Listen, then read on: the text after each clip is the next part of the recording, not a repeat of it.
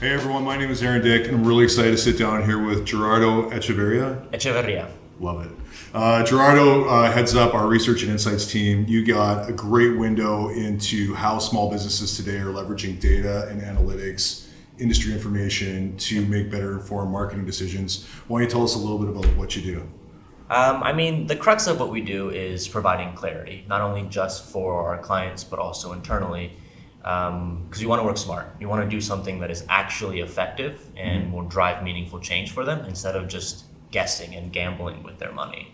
So, like, if I'm a small business today, Yep. clarity into what? Like, what do you, like, how can you help me? It starts with a look at their objectives, right? What is it they actually want to do? And then we apply a multitude of different methods to ensure that what we are doing is effective and applies to their goals. We're not going to just apply some general thing, right? Because not everything will work for everyone because everyone's business is different. Every industry operates differently, even down onto a consumer level, right? And that's usually where we kind of like to start because the consumers are the lifeblood of anyone's business. So I love that, right? So most businesses today want to generate new leads or recruit better people, expand their marketplace, or cross-sell existing products and services. Correct. And I love how you guys understand what the objective is, and then you start right with the consumer. So how do people buy things? How do they interact with that company? What kind of data, kind of marketing analytics are you guys looking at when it comes to stuff like that? Primarily, it focuses on consumer data, which is, in my opinion, probably the most important because at the end of the day, right, your consumers really will drive the direction of your business because they're the ones buying it, they're the ones using it. If you're making something that the consumers don't want, it's over, right? You gotta have to adapt, you have to change and work in a construct of what matters to them. Yeah, I think, a lot of businesses that I work with today, especially if they've been around for a while, they assume that they know their audience, they assume that they know their consumers. Things change so fast. Look at the economy and where we are today, some of the challenges we've had over the last 12 to 18 months. The consumer's going to be different. The way that they're going to view your product or service is going to be different. What kinds of technology do you guys use, or if any, in order to kind of understand where they are today and where they're going? We obviously keep a pretty solid record of anything that we've done in the past. So during like a 5-year engagement, we'll constantly revisit where they've been and adapt accordingly. As far as tools exterior, we do reference a lot of online databases that we have access to, and even analytics on like website performance, trends based on users, traffic, and search behaviors, which of course we will constantly keep updating and looking at throughout our engagements with any of our clients. Which I think is key, right? Because everything changes so quickly. Yeah. So you guys are capturing data on how people are buying products, what industries are they in, where they're going. So if I was looking to expand my business into a new marketplace, what are some of the strategies that you think from a research and insight standpoint I should be looking at? The first thing and most importantly is understanding, really looking at the why they're doing it. Not necessarily like Why, who's doing what? Why they're buying my why the product? consumer is buying your product Okay, in my local marketplace or the marketplace I want to go to? in your local marketplace, right? Okay. Because in theory, a sample size can be transferable to any region. You'll have minor variances based on locality, but a good starting point is looking at your existing consumer base, why they're doing it, and how that actually ends up affecting their life, right? Understanding their journey currently, and then seeing how that can adapt to a new region. Okay, so give us some examples, some data sets that you're watching. Like when I think data, I kind of get a little bit intimidated because there's a whole bunch of things coming in. How do I make sense of it all? I think businesses today collect immense amount of data, but business owners are challenged with like, how do I make the best business decisions based on this information? So how do you guys break that out for clients?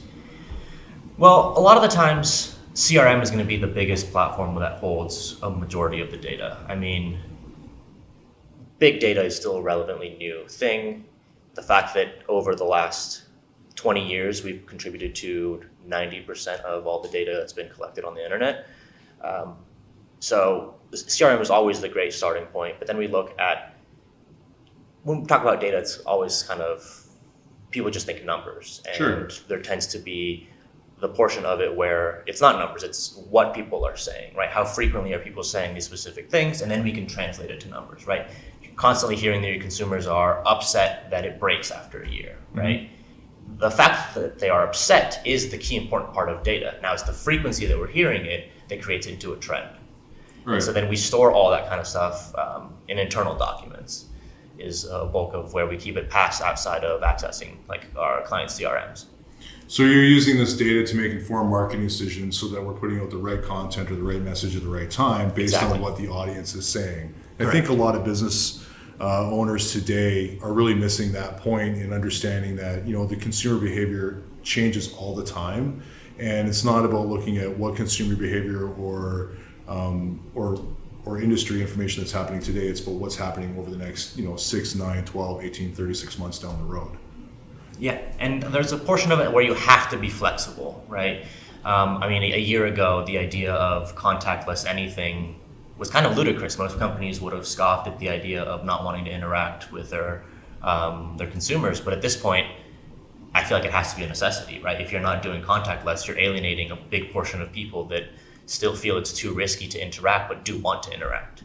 Right. So if you're a small business owner today watching this video, what would you say are the 3 things that they should really consider when it comes to research and insights with their organization?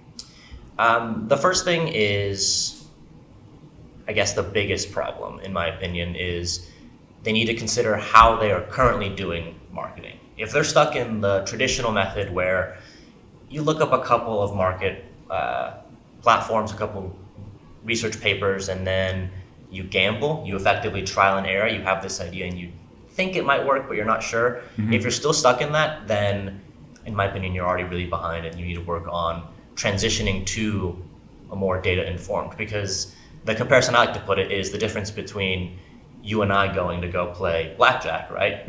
We know that we understand the rules, we get the gist of it, but at the end of the day, we're still gambling compared to someone that knows to count cards, which is, in my opinion, the data informed. Right. They're still playing blackjack, and they can still lose. Right. But their odds of them Way actually smarter. losing is so low. Yeah, they're actually being smart and intelligent about the methods that they're applying.